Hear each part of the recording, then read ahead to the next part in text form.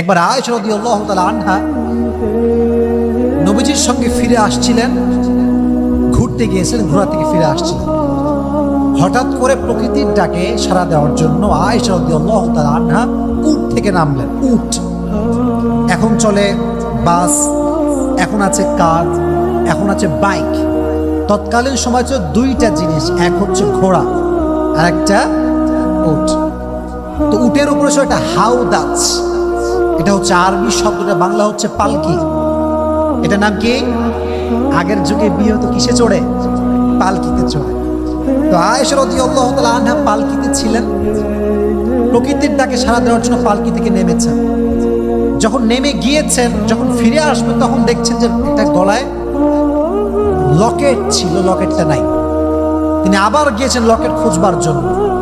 লকেট খুঁজতে খুঁজতে এত দেরি হয়ে গিয়েছে যে পুরো কাফেলা আবার ফিরে চলে গিয়ে। এখন বলবেন হুজুর, যারা উট টানছিল তারা তো অবশ্যই বুঝবে, কারণ একটা মানুষ উঠলে উঠের যে বোঝা এটা হালকা হয় না ভারী হয়। এর ব্যাখ্যা হচ্ছে এই যে আয়েশা অনেক চিকন ছিলেন, স্লিম ছিলেন, ফলে উঠে উঠলেও আহামরি বোঝা যেত না। সাহাবা একরাম মনে করছে অবশ্যই উঠে গিয়েছে, তারা ফিরে আসছে। তো আয়েশা যখন ফিরে এসেছে দেখছে উট নাই, কাফেলা আর নেই, তখন তিনি ভাবলেন যে আমি এখানে অপেক্ষা করি, একটু পরে নবী করিম সাল্লাল্লাহু আলাইহি ওয়াসাল্লাম অবশ্যই একজন লোক পাঠাবেন আমাকে নেওয়ার জন্য। তো একটু পরে একজন লোক, যার নাম ছিল সফওয়ান ইবনে মুআত্তাল, সফওয়ান ইবনে মুআত্তাল, তিনি আসলেন। দেখলেন যে মরুভূমির মাঝখানে একজন মেয়ে কাপড় মুড়ি দিয়ে শুয়ে আছেন।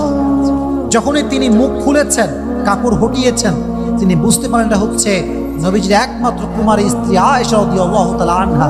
তিনি বলেন, ইন্না লিল্লাহ ইন্না লিল্লাহ ইন্না লিল্লাহ। এটা কি হয়ে গেল?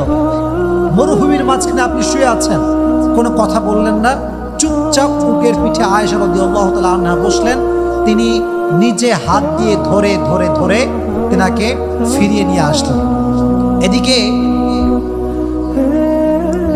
মুনাফিকদের সর্দার আব্দুল্লাহ ইবনে উবাই ইবনে সালুল শুরু করে দিল অপবাদ, গোটা আরবে ছড়িয়ে দিল যে মুহাম্মদের স্ত্রী আয়েশা অমক ছেলের সাথে, তার নাম হলো সফওয়ান ইবনে মুআত্তাল, জেনা করে বাসায় ফিরে এসেছে। নাউজুবিল্লাহ পড়লেন না? অপবাদ, কত পুত পবিত্র নারীকে অপবাদ দিয়েছেন, চিন্তা করতে পারেন?